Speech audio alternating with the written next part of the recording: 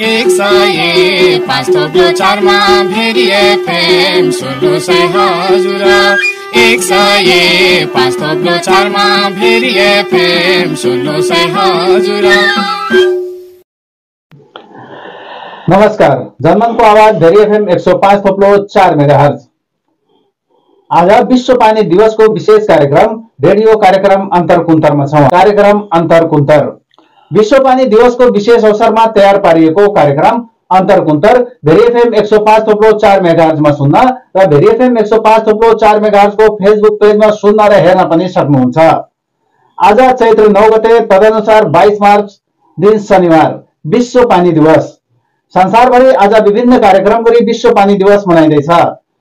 यो दिवस सन् 1993 देखि संयुक्त राष्ट्रसङ्घको पहलमा मनाउन थालिएको हो, जसको मुख्य उद्देश्य स्वच्छ पानीको महत्त्वबारे जनचेतना फैलाउनु र दिगो व्यवस्थापनको प्रवर्धन गर्नु हो। पानीको विषयमा आज हामीसँग निजामती सेवाका सहसचिव पदबाट अवकाश प्राप्त ग्राउन्ड वाटर भूमिगत जल स्रोतका विज्ञ हाइड्रोजियोलोजिस्ट नेपालगञ्ज निवासी रमेश गौतमजी हुनुहुन्छ। हामी उहाँसँग हाम्रो नेपालगञ्ज क्षेत्रको भूमिगत जल स्रोतको अवस्था, भूमिगत पानीको स्तर घट्दै जानुको मुख्य कारण तथा संरक्षणको दीर्घकालीन उपायका साथै शहरमा पानीको संकट समाधान गर्न स्थानीय तह र स्थानीय समुदाय मिलेर पानी संकट समाधान गर्न के कदम चाल्न सकिन्छ भन्ने विषयमा रहेर कुराकानी गर्नेछौँ। स्वागत छ गौतम सर, यहाँलाई धन्यवाद। यो अवसरमा मौका दिनुभएकोमा धेरै धेरै धन्यवाद। आज विश्व पानी दिवस, विश्व पानी दिवसको हार्दिक शुभकामना सहित र हजुरले पनि सम्पूर्ण हामी भ्युअर्सहरूलाई मेरो हार्दिक शुभकामना यस अवसरमा। अब हामी चाहिँ यो हाम्रो क्षेत्रको भूगर्भीय पानीको अवस्था जुन छ नि, वर्तमान अवस्था नेपालगञ्ज उपमहानगरपालिकामा भूमिगत जल सुक्दै जानुको प्रमुख कारणहरू के हुन् र यसको दीर्घ उपायहरू के हुन सक्छ? अब भूमिगत जल स्रोत एउटा हाम्रो सौभाग्य भनौँ न, हामी यो तराईवासी नेपालगञ्ज जे भने पनि संसारमा जम्मा 1.6% मात्रै अब सलाइन वाटरलाई छोड्यो भने, निमुल्लो पानीलाई 97% अकुपाई गर्छ, छोड्यो भने हामीसँग 3% मात्रै पानी छ। त्यो मध्ये 1.6% भूमिगत जल हो। त्यो उसमा जमेको हिउँ जमेको त्यो हाम्रो उपयोगमा आउँदैन। त्यस कारण त्यो 1.6% मात्रै हो। तर हाम्रो सौभाग्य के छ भने यहाँ नेपालगञ्ज क्षेत्र भनौँ अथवा नेपालको तराई भनौँ, हाम्रो हरेक पैताला हिँड्नु हुन्छ, हरेक पैतालामा पनि पानी छ। तर भनिन्छ नि वाटर इज लाइफ, पानीले जीवन दिन्छ। तर यो साइकल हो, हामीले फेरि पानीलाई जीवन दिनुपर्छ। पानीले हामीहरूलाई जीवन दिन्छ भने हामीले पानीलाई जीवन दिनुपर्छ। यो साइकल जानेर टुट्छ, त्यहाँनिर सङ्कट आउँछ। अहिलेको अवस्था के हो भने यो साइकल ब्रेक हुन लागेको छ नेपालगञ्जमा। त्यस कारण गर्मी महिनामा धेरै शिकायतहरू आइरहेको छ। नेपालगञ्जको केही वडाहरूमा नगरपालिकाभित्र भूमिबाट नलका पानी नआउनु देखिन्छ। हजुर, त्यो ब्रेक भएको छ। के कारणले ब्रेक भयो म यहाँलाई प्रश्न पार्छु। ब्रेक भएको छ। अब कारकाँदो एरिया यहाँ पनि यो वर्ष त्यो अझ ब्रेक होला, किनभने हिउँदे वर्षा भएको छैन। अब हाम्रो यहाँको अब लाइफलाइन भने अब हाम्रो भूमिगत जलस्रोतको भण्डारण 3 तहमा हामी लिन्छौँ। एउटा पज एक्विफर भन्छौँ, अहिले माथि हुन्छ भण्डारण, सानो सानो भण्डारण पकेट जस्तो हुन्छ होइन, एउटा त्यसलाई लिन्छौँ हामीले पज एक्विफर। त्यो हाम्रो 30-40 मिटरसम्म होला, यहाँ नेपालगञ्जमा छ। त्योभन्दा तल हामी त्यो भेरिटी एक्विफर भन्छौँ होइन। अब त्योभन्दा तल अब अलि लामो हुन्छ, त्यसको त्योभन्दा पनि हाम्रो लाइफलाइन यहाँको जनरल पब्लिकको लाइफलाइन भनेको त्यो पज एक्विफर सबभन्दा माथि पानी भण्डारण। किनभने त्यो पानी निकाल्नलाई हामीलाई परिष्कृत टेक्नोलोजी पनि चाहिँदैन। परम्परागत टेक्नोलोजीले ह्यान्ड पम्पले परम्परागत मिसरहरूले गरिराख्नु भएको छ। त्यसको लागत एकदम कम छ, एकै दिनभरिमा कम्प्लिट हुन्छ। अनि त्योभन्दा तल जान लाग्यो भने हरेक व्यक्तिको त्यो क्षमताभन्दा टाढा जान्छ। त्यस कारण त्यो चाहिँ लाइफलाइन हो, हामीले त्यसलाई जोगाउन एकदम जरुरी छ। अब यो सुक्नुको मुख्य कारण के छ भने एउटा त वर्षा, अब यो क्लाइमेटिक चेन्ज यो ठुलो कुरा भयो। अब हाम्रो लोकल रिजनको कुरातिर लोकल कारण के हो? लोकल कारण के हो भने हामीहरूको अब त्यो भर्टिकल पर्कुलेसनले मात्रै त्यो माथिको एक्विफरहरू तलको चाहिँ हाइड्रोलोजिकली कनेक्टेड हुँदो रहेछ, जो नदीहरूबाट पनि रिचार्ज हुन्छ।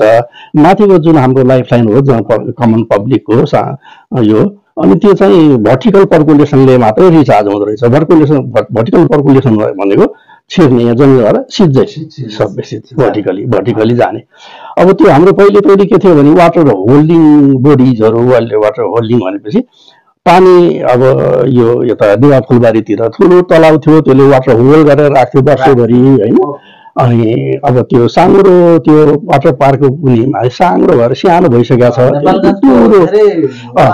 हजुर तलाउहरू थियो ठुलो वर्षैभरि वाटर होल्ड गरेर राख्थ्यो। होल्ड गर्दाखेरि के हुन्छ, पर्कुलेसन रेट बढी हुन्छ, झरिरहन्छ। फेरि हामीले ह्यान्डपम्पबाट निकाल्छौँ, त्यो साइकल भयो, त्यो प्युरिफाई नेचुरली प्युरिफाई गर्छ। फेरि त्यो तल गयो भने त्यो नेचरले यस्तो गिफ्ट छ, नेचुरल गिफ्ट हाम्रो त्यो प्युरिफाई हुँदो रहेछ। त्यो साइकल ब्रेक हुन लागेको अवस्था हो हामीहरूको अहिले। यो ब्रेक नहुन दिनलाई हजुरको नजरमा यो दीर्घकालीन संरक्षणको लागि के उपाय अपनाउन सक्छ? एउटा अलिकति उ गरेँ मैले, त्यो एउटा होइन, त्यो कारण पर्कुलेसन भर कम भयो। अर्को चाहिँ इन्डस्ट्रियल युजको लागि, यो हाम्रो डोमेस्टिक युजको लागि मात्रै हो, साना भण्डारणहरू होइन। अब यहाँ त्यही भण्डारणलाई त्यो इन्डस्ट्रियल युजको लागि पनि झिक्न लाग्यो। पम्पिङ धेरै, रिचार्ज कम। त्यो इन्डस्ट्रियल औद्योगिक उसको लागि स्विमिङ पुलहरू बन्यो होइन, त्यो त्यो के अरे प्याक्ड वाटरहरूलाई पनि त्यही युज गर्न लाग्यो। अब कारण त्यो छ मेन होइन। अब त्यसमा उ गर्नको लागि हामी सबभन्दा पहिले त वाटर कम्पनीहरू पनि धेरै आयो, अनि होटलहरू धेरै आयो। बिग होटलहरू कारखाना एरियामा सुक्नुको कारण फेरि सिरियली त्यो 2-3टा 5 स्टार होटलहरू छ, भाटबटाइनी छ, त्यो सिरियली त्यसले गर्दाखेरि त्यो सबैको आफ्नो सिस्टम छ। मोर पम्पिङ, रिजर्भेसन भन्दा रिजर्भायर, नेचुरल रिजर्भायर जति छ त्योभन्दा बढी पम्प गरिरहेका छन्। अनि त्यो चाहिँ इन्टरफियर भएको छ। हाम्रो पब्लिकले डोमेस्टिक युजको लागि गर्ने जो ह्यान्ड पम्पहरू छन् उहाँहरूसँग इन्टरफियर भएको छ होइन। अब त्यो गर्नलाई एउटा उपाय रिचार्जको कुरा भयो होइन। अब त्यो ठुला वाटर बडिजहरू हामीले नास्यौँ, त्यो हामीहरूको दुर्भाग्य हो होइन। अर्को कुरा त्यो इन्टरफियर भयो, त्यो एउटै ठाउँबाट तानिने भयो। अब हाम्रो अब गर्नुपर्ने उपाय भनेपछि रिचार्ज कसरी बढाउने एउटा।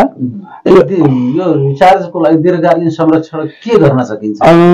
दीर्घकालीन संरक्षणको लागि पहिले त सबभन्दा पहिलो कुरा त त्यसलाई जोगाउनु पर्यो। अब जति छन् अहिलेसम्म मासियो होइन, तलवाहरू बाँकी बसेका तालतला जोगाउनु पर्यो, एउटा हाम्रो त्यो छ होइन।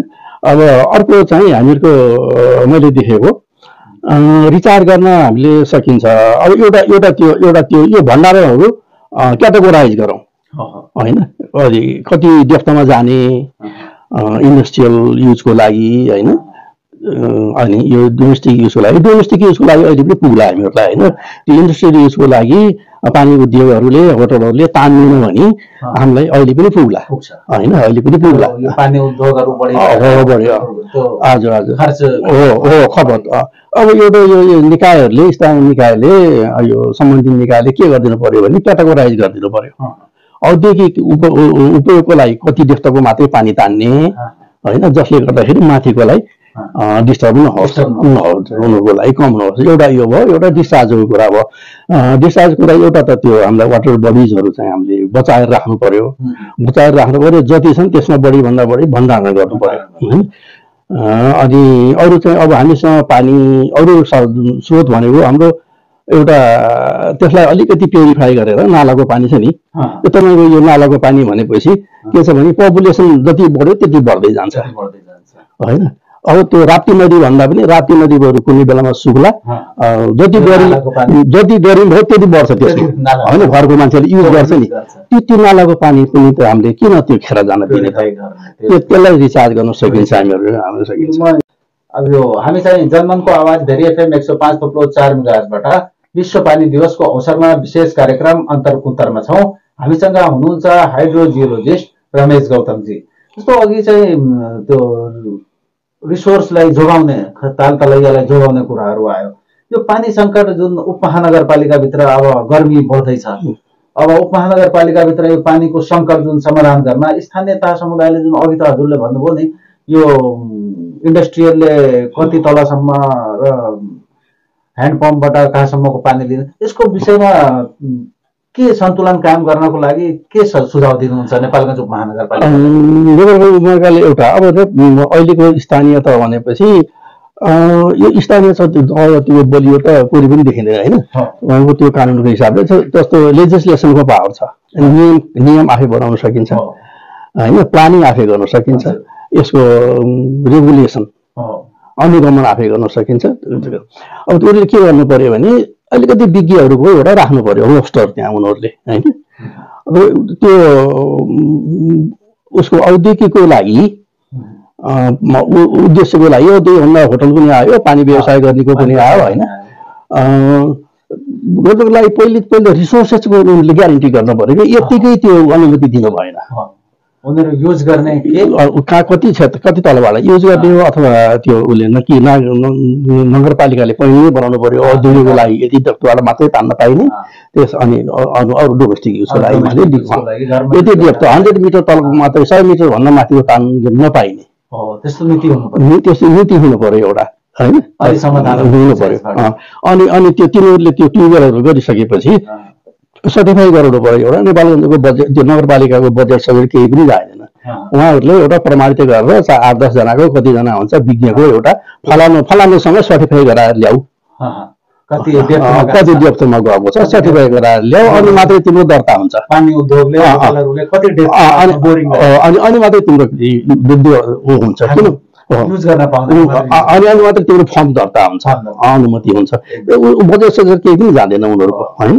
अनि यतातिर ध्यान भयो भने नेपालगञ्जको जुन पानीको गर्मीमा सङ्कट छ केही हदसम्म धेरै हदसम्म यो दुईवटा कुरा भयो भने अब यो नालाको पानी पनि हामी के गर्न सक्छौँ, नाला बगिराखेको छ नि बिचमा खाल्टाहरू अलिकति प्युरिफाई गर्नु पर्यो। प्युरिफाई गर्ने भनेको सिम्पल छ, दुईवटा कुराहरू छ।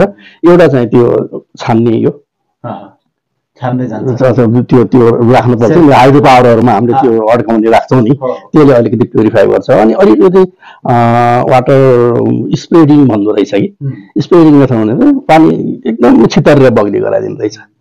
बग्ने ठाउँमा बनाइदियो भने त्यसले के गर्दो रहेछ भने त्यसमा भएको दूषित पदार्थहरू उड्दो रहेछ, कार्बन डाइअक्साइड उड्दो रहेछ होइन, उडेर जान्छ, अक्सिजन घुल्दो रहेछ त्यसमा होइन। कता कता यस्तो युज गरेको पनि पर्यो, ठुलो नालाहरूको साइडमा सिमेन्टेड बिचमा नगरिदिने